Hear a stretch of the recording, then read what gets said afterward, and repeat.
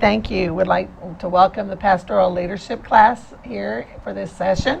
We are live streaming, so I know we have some distant ed students that have been sent the link, and we'll also have this on our YouTube.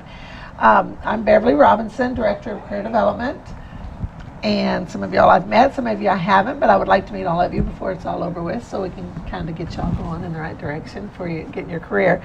And joining me today is Reverend Jason Exley, who is the lead pastor over at Midlothian Life Church and presbyter for the Waxahachie section. I'm going to tell you a little bit about him just so you know what his experience is, and in that way you'll know he knows what he's talking about, right?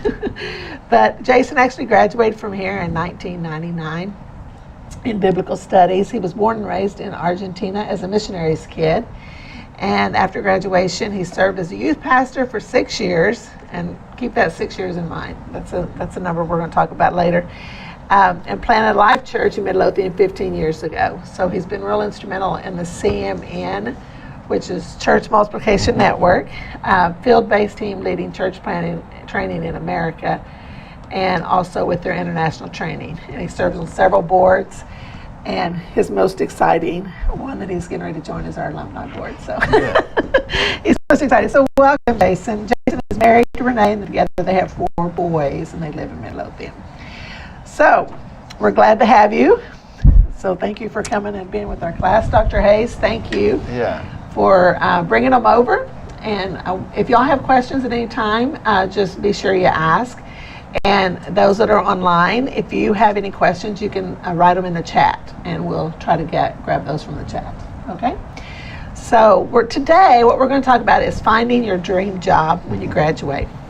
And so, as I said, on Tuesday will be part 2, where we'll be talking about resumes, your cover letter, and portfolio. So let's get started, and let's talk about finding that dream job. Where do I start? Where do I look? Well, first of all, thanks for the opportunity to be here. To Dr. Hayes, thank you, and Ms. Beverly, thank you. What an incredible joy it is always to come back here to a university that means so much to me. And so, where do you find that dream job? I think it's birthed first of all in prayer, and so I can never overestimate or overplay how vital prayer is in this entire process. And so I say pray before you look, pray while you're looking, and pray after you look.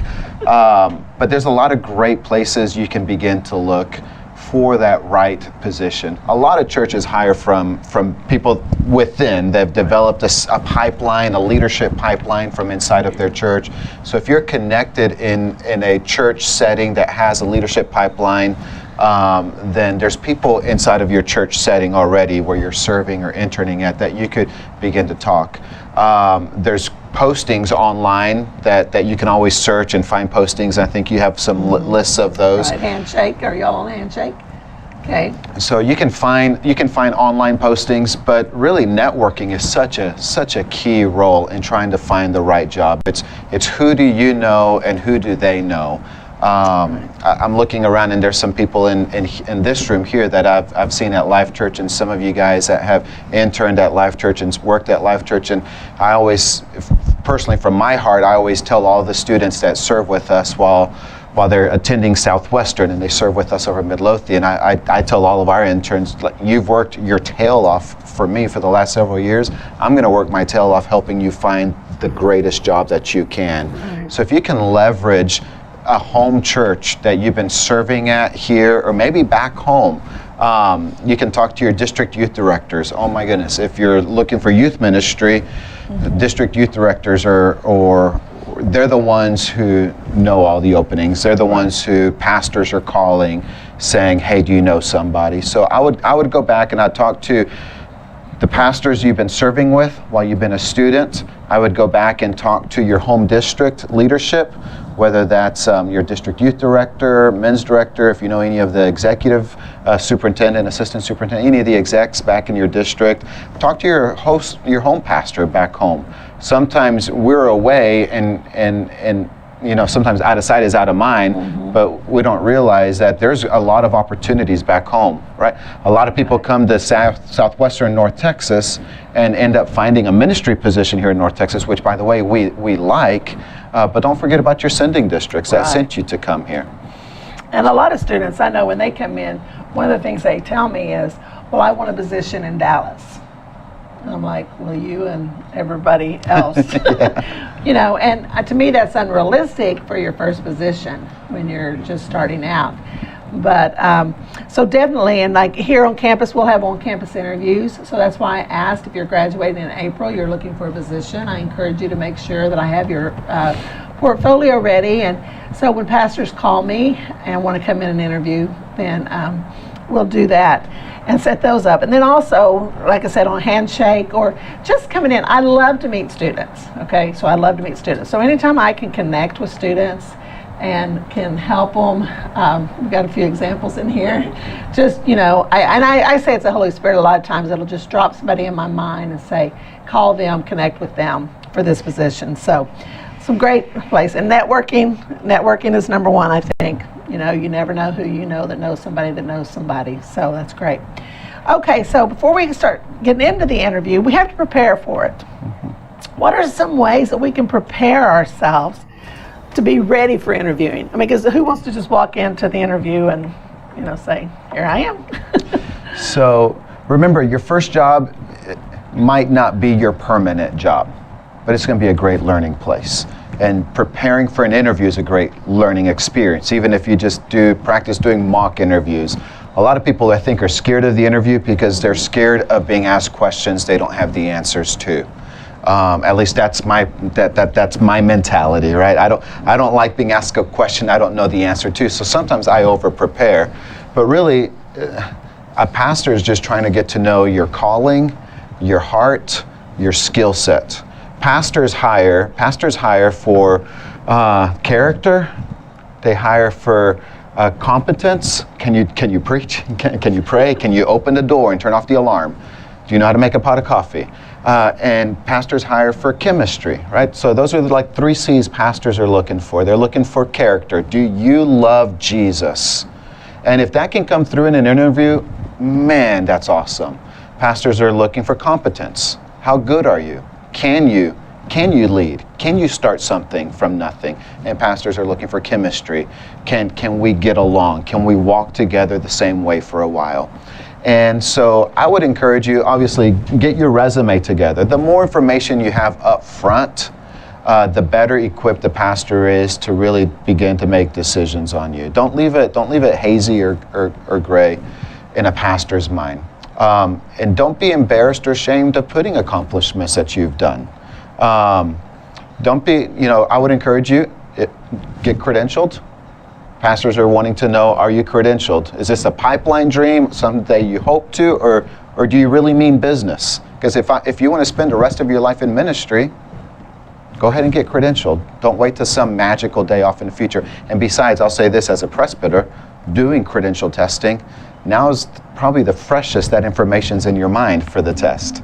And so get credentialed. Pastors are looking for someone who's credentialed if you're going to be in ministry.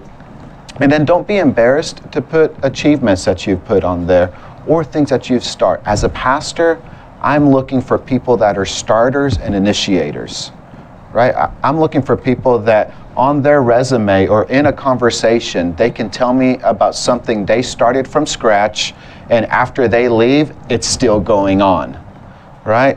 Because that's the difference from a personality-driven ministry or a systematic-driven ministry.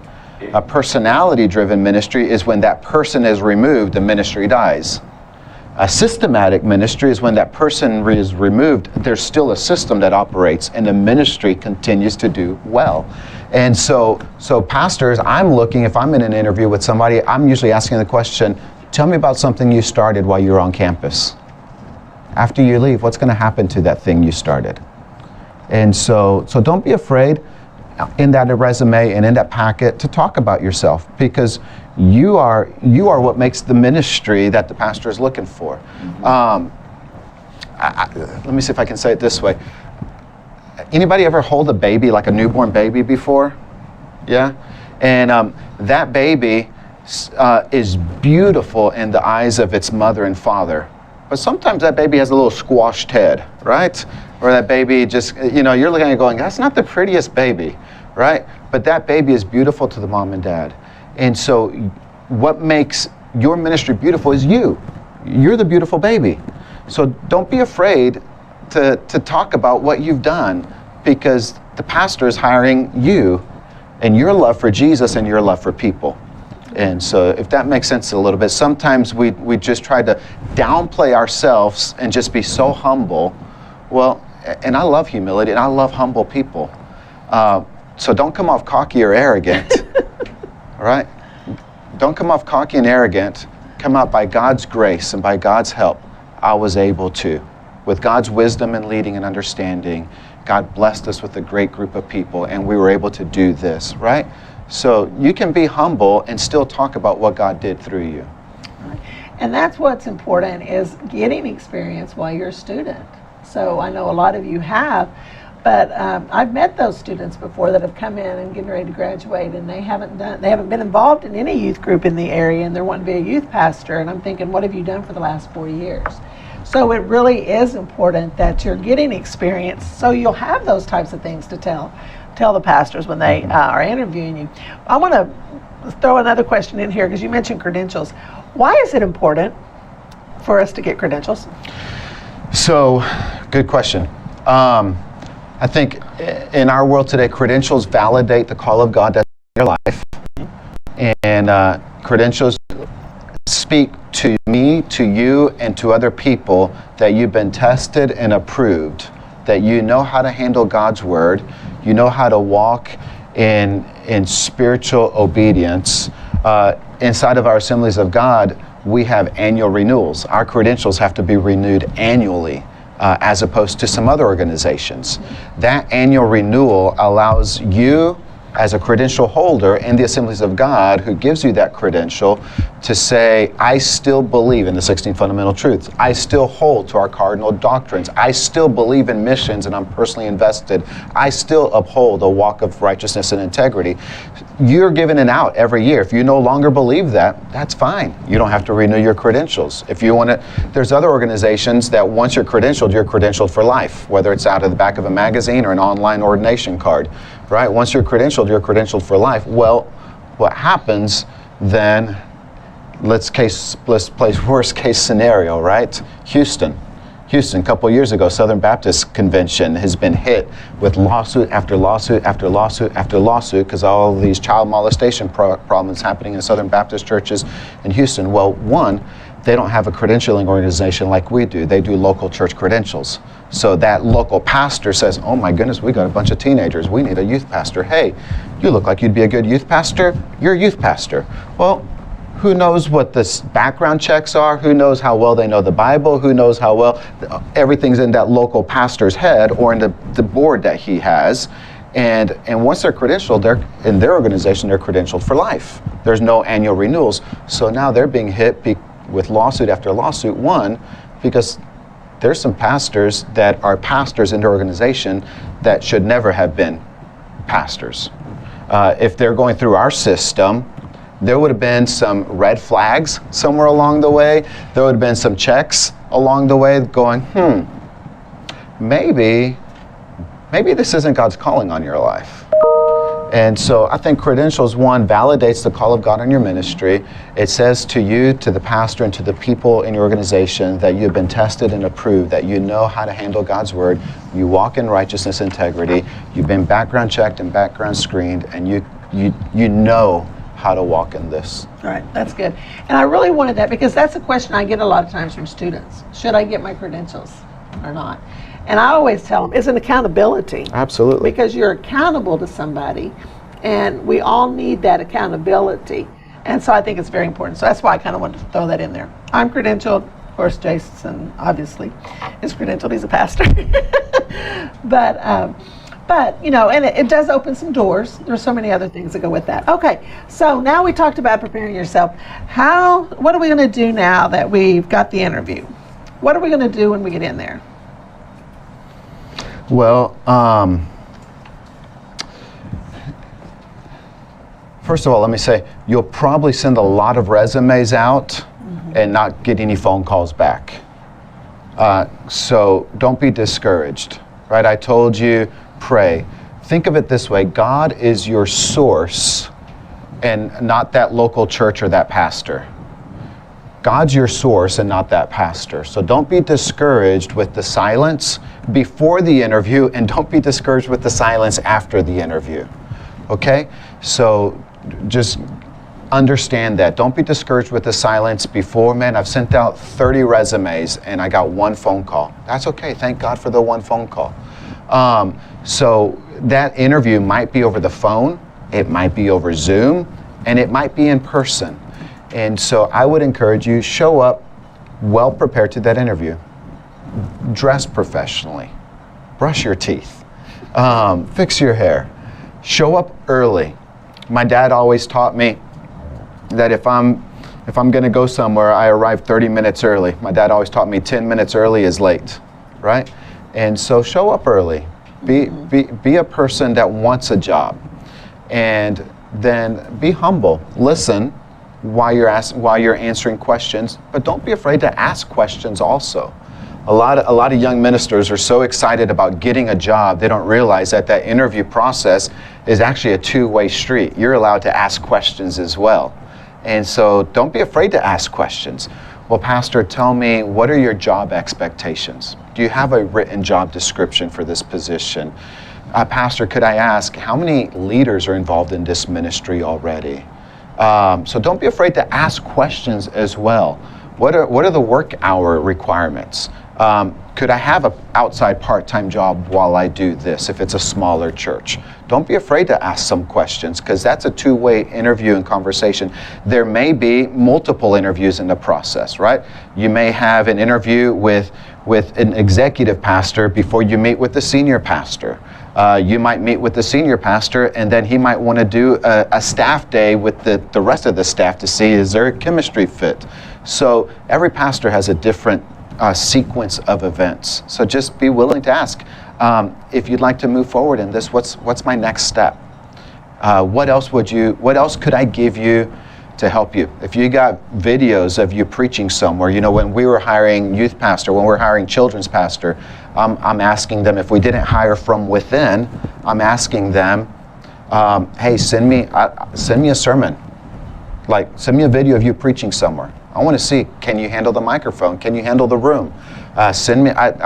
We hired our children's pastor from within, but we threw a big net, right? And I remember getting a video from a candidate children's pastor that was trying to preach, but had no control of the kids. They were running around crazy, and I'm like, probably not the right fit for us. Yeah. So have in your repertoire maybe some videos of you preaching. Pastors want to know, hey, before I sign a contract and bring you on board, can you preach? That's one of your big roles. Or can you lead worship? Or can you lead kids?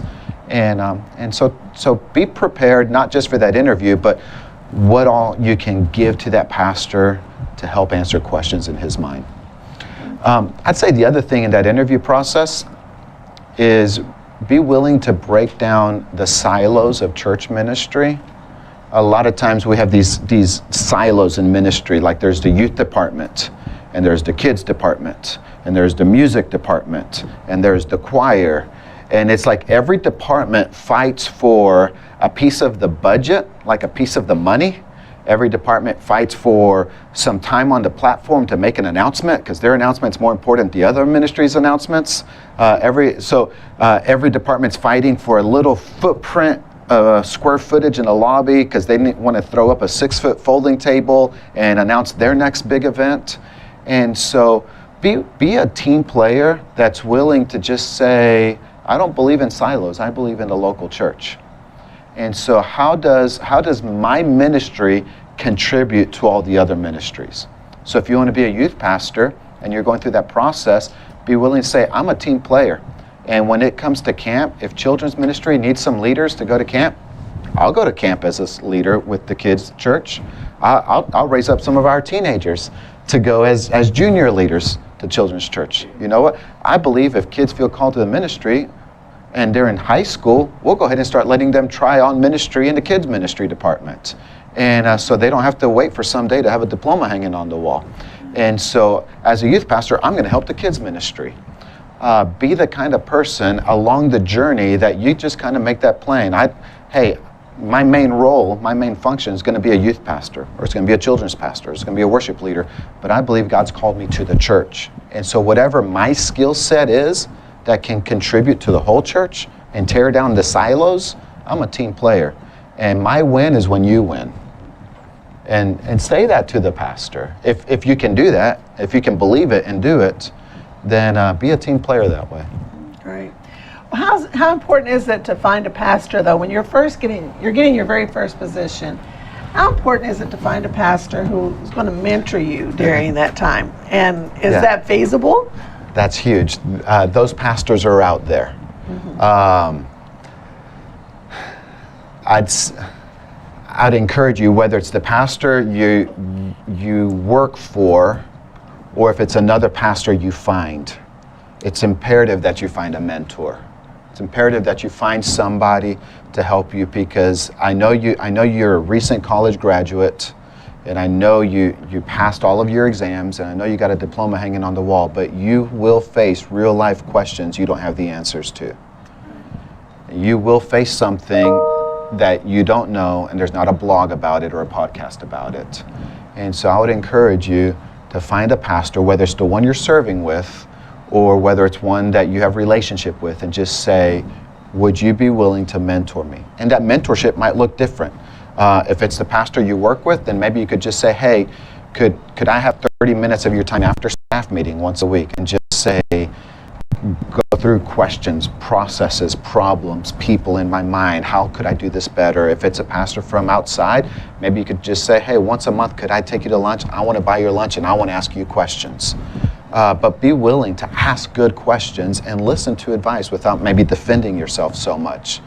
And because we will make mistakes, right? Corey Webb is our student pastor, and I loved and he was one of those students that we hired from within. He had interned with us when we're making a transition. We're like, oh my goodness, that dude that interned with us is the best fit that we need right now. And so I remember when I was interviewing him and kind of moving from an internship to full-time position, he's like, I've never done youth ministry before. I'm going to make mistakes. And I was like, good, I want you to make mistakes, right? If you're not making mistakes, you're not trying something new. If you're not trying something new, you're not growing. You're not stepping out in faith. And so as a pastor, I don't have a problem with mistakes. I have a problem when we don't learn from mistakes and we reproduce the same mistakes. And so ask your pastor or the pastor you're interviewing, how open are you to me making mistakes? How open are you to helping someone who's never been in ministry full-time before begin to walk into full-time? And I'll tell you, there's some good pastors that can truly mentor you, and there's some other pastors that really don't understand mentorship. And so behind them is a wake of hurting people, because the pastor didn't understand mentorship, and those ministers that worked for him didn't understand how to interact with him. And so much of it just comes down to communication problems. And so just like we have divorces and marriages, we have people hurting in ministry, and it could have all been avoided with good communication, but we failed at communicating. So be willing to ask those pastors. I've never been in ministry before. Would you coach me along? Would you help me? Right, and that's good questions to ask, again, like you said, in the initial interview, because you want to seek out other people that know that pastor. Mm-hmm. And ask them. That's one of the things we've talked about too, how important it is. Find out who the pastor is. Find out what the church is like. Obviously, you need to visit the church, but I don't know how many of y'all during all of the craziness we've been through have watched various churches online. Have y'all done that? I mean, it's like some weekends I would watch like 4 churches. I'd go to Oklahoma and go to church a few times, and I'd come back to Texas. And so it's really interesting to see the different dynamics. And even this morning I had turned one on, and I was like, I don't think I could do this, But then there's other churches I think that would be a good fit. So I think that's real important. But find out who they are, So seek out references on the pastor, seek out references on the church. Find out who was there before you, mm-hmm. and ask them, what was it like? I think. Oh, that's huge. That's huge. If you're turning in a resume, your resume is probably going to have some references, right? People that you handpick that are going to speak good things about you, right? And so you're going to have some references. Well, if that pastor does his job, he's going to call your references. Hey, so what do you know about Christian Estrada? Does he always have really cool hair, right? And so, well, you can get references on that pastor also, right? Now, that pastor might not give you like, hey, here's 3 of my buddies, call them, but you can call a district youth director. You can just say, hey, I just interviewed with Jason. Is he a good pastor to work for or not? If your kid was graduating, if your kid was me, would you want your kid to go work for him? How many youth pastors has he gone through in the last 5 years? He's gone through 13 youth pastors in the last 5 years. Well, that might not be a healthy place for you to be at, right? Exactly. And so district youth director would know something. Maybe the pastor that you've been interning with while you've been at Southwestern might have some opinions. Maybe your home pastor back home might have some opinions. So you can just say, hey, I interviewed with this person. What do you think about them? Do you think I'd be a good fit? And the other thing on references, I want to throw this in there because you list your 3 references on your resume, but how many times do you go past that? You know, because we know that if you've listed them, they're going to give you a good reference, right? And that's why the social media accounts are so important, that you maintain those, and you want a pastor to be able to look at it and not have, you know, hesitations. So I think that's real important to always remember too on your references, because I get a lot of calls just from being here, and I'm sure Pastor Jason gets a lot of calls as being a presbyter and being in this area to say, hey, do you know these people? Tell me what you know about them. So that's real important to keep in mind with your references. Okay, so the next thing we're going to ask about is expectations of the offer. So you've gone through the interview, now they decided they want to hire you. So what are some expectations? You know, one of the things that, well, we'll start with this. And Pastor Jason and I talked about this, and I think it's real important that we understand his philosophy. Not everybody has the same philosophy, but I think it's a great one. But instead of going into a position and saying, okay, I'm just here until something bigger opens up, or I'm going to Lufkin, Texas, right? And until something in Dallas opens up. So I'm always keeping my eyes open for something in Dallas. Well, if you're keeping your eyes open in Dallas, obviously your heart's not in Lufkin, right? So when you hire a youth pastor, how long should they plan to stay? What's your philosophy on that? Well, my philosophy is we can never underestimate what longevity can do. And so I'm looking for people that would be willing to walk the same direction with us for a long time. In the 15 years at Life Church, we've had 2 full-time youth pastors and have each served for 6 years. So for instance, in that role of youth pastor, I've asked them specifically with our incoming 6th grade class, would you be willing, and the door's open for God to be God. I'm not God. And so the door's open for God to be God. But if God allows you to stay here, would you be willing to see a whole grade of 6th graders graduate out? Would you be willing to stick with a 6th grader until they graduate from high school? That gives them continuity in who their youth pastor's been through the major changes of life. It gives them continuity that as they go off to college, they have a youth pastor in their corner that knows them, that checks up on them, that calls them, that helps them not lose their faith when they go off to a secular college or even a Christian college. So we don't have a big revolving door at our church because one of the things we value is longevity. And in order to value longevity, you got to be willing to get along with people that sometimes just grate you the wrong way. And so you confront it, you fix it, you communicate well, you move forward. We are gracious and we forgive a lot. We work together a lot. So in my book, when I'm getting ready to make an offer to somebody, I'm looking for someone who's willing to buy into our vision, and that's huge. If you're saying, is this where someone I could be? Ask the pastor the question, what is the vision you have for the church? Where do you see the church in 5 years from now? Because hopefully you're still there in 5 years from now. And as long as you can see yourself making that vision a reality, you can be there, right? That pastor is the vision carrier for the church, not you. And as long as you can make that pastor's vision a reality, God's called you there. And God's put you there. And if the pastor's vision for what he sees is not you, then maybe no is the right answer for you to say to the pastor if he makes you an offer. Just because you have an offer doesn't mean you have to say yes. And remember, if we're talking about offers, remember 80% of our Assembly of God churches are under 100 people. And so it might not be a church of 2,000 people that comes knocking at your door. It might be a church of 150 or 200 people that comes knocking at your door. Can you see yourself, not the size of the church, but the size of the pastor's vision, and can you see yourself making that vision a reality?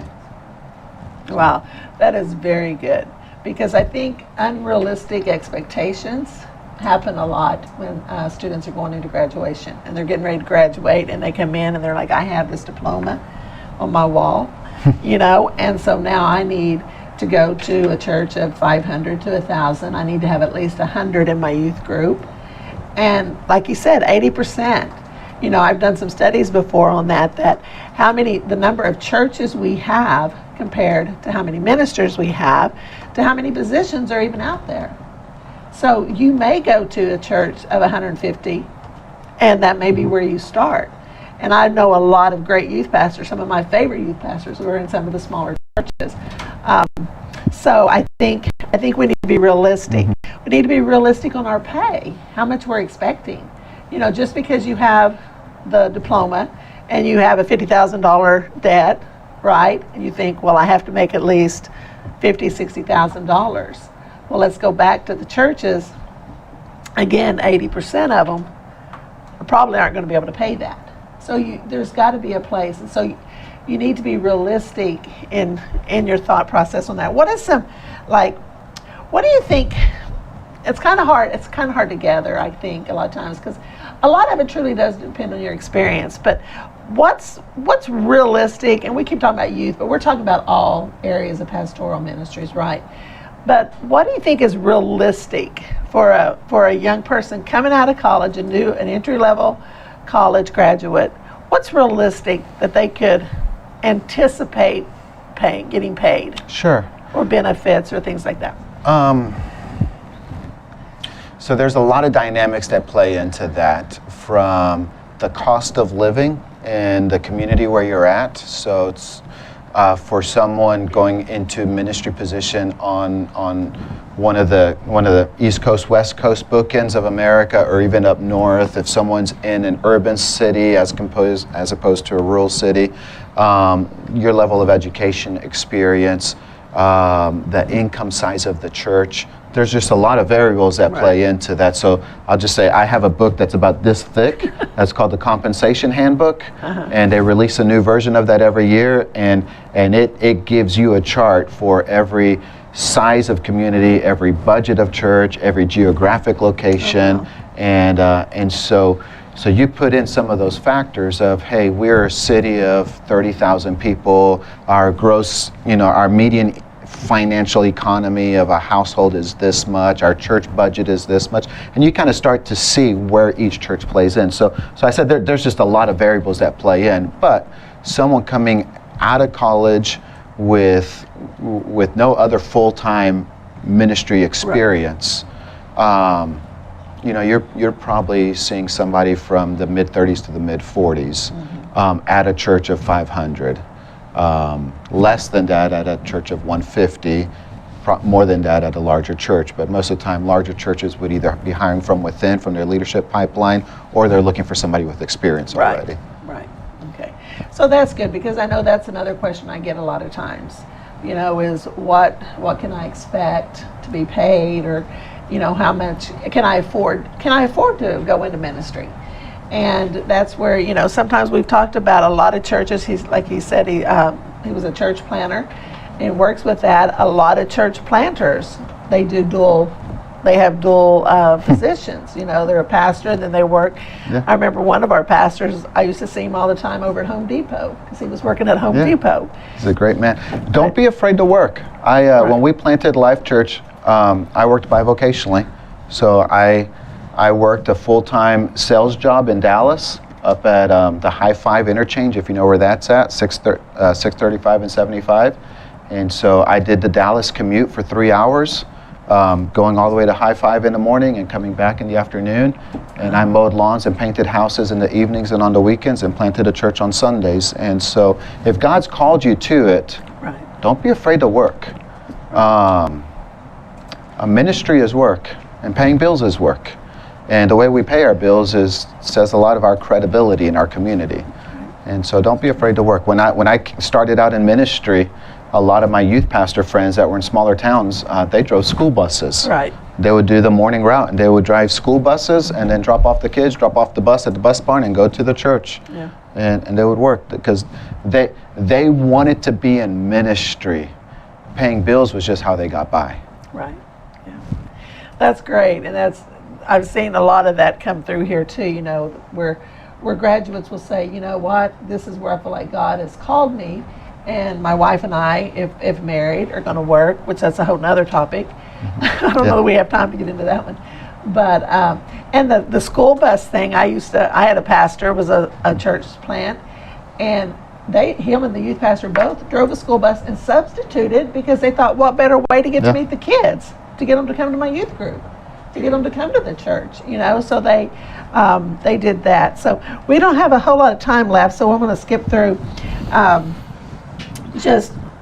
We talk about accepting the offer. You may have more than one offer. Obviously, pray. As he keeps saying, you've got to pray to decide. Just because it sounds good doesn't mean it's good for you. And I think you need to keep that in mind. You know, you've got to know what the best fit, and are you at peace, and are you excited about going into this position. But I'm going to let Jason tell you a little bit about his first full-time job as Okay, so this is funny. So I went from, I've been around ministry my whole life, right? So I've been around ministry my whole life. We planted churches in Argentina. We planted church in Mexico City. We planted churches in Santiago, Chile. And so I've been around set up and tear down, setting up chairs, tearing down chairs, setting up stages, sound systems, instruments, starting ministries. I remember when I was in third grade, and we're in Mexico City, one of my ministry jobs was to keep all the druggy kids quiet during service that were high from sniffing glue. And so that, you know, just Dad said, keep those kids quiet so I can preach. So that was my job, keep all the drug high kids quiet during. And so I've been around ministry my whole life. And but there's something different going from a student at Southwestern, living in a dormitory, going to classes. Voy a hablar en español ahora porque es más fácil. And going to classes and going back to a dormitory, eating cafeteria food, and kind of this rhythm of life. And I remember going to my very first ministry position where I had an office with a big executive desk in it. And I was expected to put in 40 hours of office hours a week. And I remember sitting down at my desk and going, I've never sat behind this big of a desk before. I don't even have enough decorations to cover this desk. What am I supposed to do in an office for 8 hours? I was just so lost. Like, what do I do in an office for 8 hours? And so I moved everything from this side of the desk to this side of the desk. Then I moved everything from this side of the desk back to that side of the desk. And I read a book, and I walked around the church building, and I came back and relocated stuff. I'm like, what am I even supposed to do during the day? I was just so lost. And so just growing into, well, how do I develop people? How do I meet people? How do I create connections with people? I remember that first week I was just so lost because I'd never sat still for a 40-hour work week. And I worked part-time jobs while I was at Southwestern. I worked in the financial aid office. I was an RA. But even those things weren't sitting behind a desk for a 40-hour work week. So I was like, what am I supposed to do?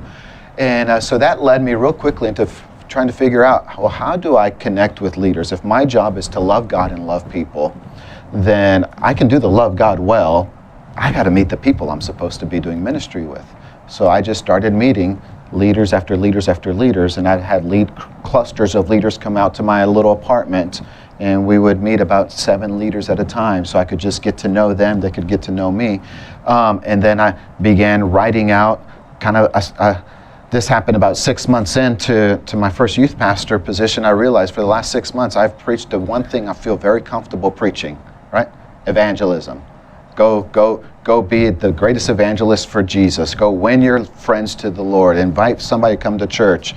And I realized, man, if I keep doing this, I'm going to have kids that all they know is the Great Commission, which that's not a bad thing to know, but there's a lot of great stuff in the Bible that I just haven't covered because it wasn't my sweet spot. I wasn't comfortable there. And so I began mapping out not just what do I need to preach this Wednesday, but a scope and sequence of, if I'm going to be a youth pastor for 4 years, 6 years, how do I take the kids through the Bible? How do I prepare myself to preach the things I'm kind of uncomfortable with, but it's going to stretch me to learn to grow so I can come back and when kids leave, they have a great handle and a great understanding of the Bible.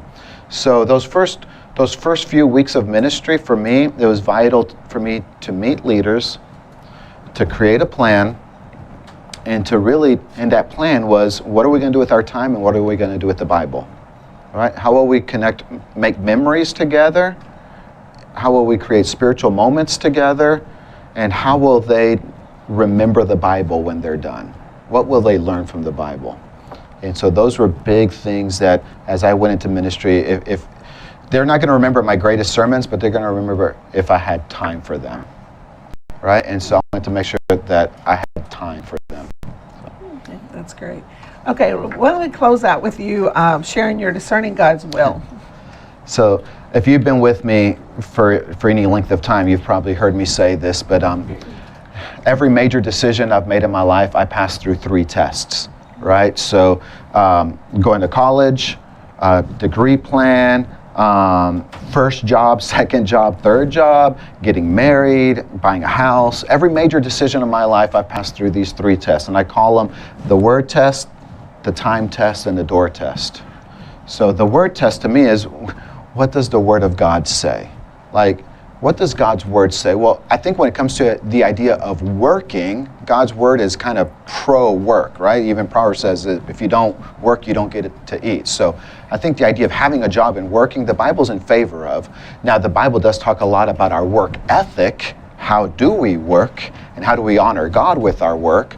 So first of all, what does the Word say? And how I conduct myself in this role. But second is probably where you're at right now. And the second is the time test. And for me, I don't make big decisions quickly or emotionally. I know sometimes my emotions lead me wrong. So I make big decisions slowly. So the time test for me, there's 2 things that are happening in a time test. One is I'm gauging my own spirit, my own soul, my own mind. Because I can get really excited. I can go to a conference and I can come back waving that banner super excited. And then I can go to another conference in 2 weeks and I can be excited about that. And then I can go to another conference 2 weeks after that and I'm all about that. And then people are like, well, who are you? Because every conference you change who you are. And so for me, during the time test, I'm like, that good idea, I just let it simmer. And I gauge myself. Am I thinking about that idea more? Am I researching about it more? Does it fill all of my conversations? I remember when just the idea of planting a church like 15 years ago, I laughed at. I was like, God, I'm not church planting material, and I'm not church planting material in Midlothian. 16 years ago, Midlothian was a town of 6,000 people. I grew up in big cities my whole life, like urban cities. I'm like, we saw cops go flying down through Midlothian one day, and we're like, cops, crime in Midlothian, cool. And so we followed the cops. We're like, well, what's this crime in Midlothian? And we followed the cops, and they went into one of the city parks where there's soccer fields because some cattle had gotten loose. So the cops are out there in their cars trying to round up the cattle, and I'm going, God, you called me where? But during that time, that idea wouldn't go away. And I say that time, let me give you a time frame. That was a year and a half. A year and a half of it filled every one of my conversations. A year and a half of it filled all of my research. I'd be working on writing a sermon, and next thing I know, I'm looking at demographics in my community. Right? It filled my thought process. It filled my conversations.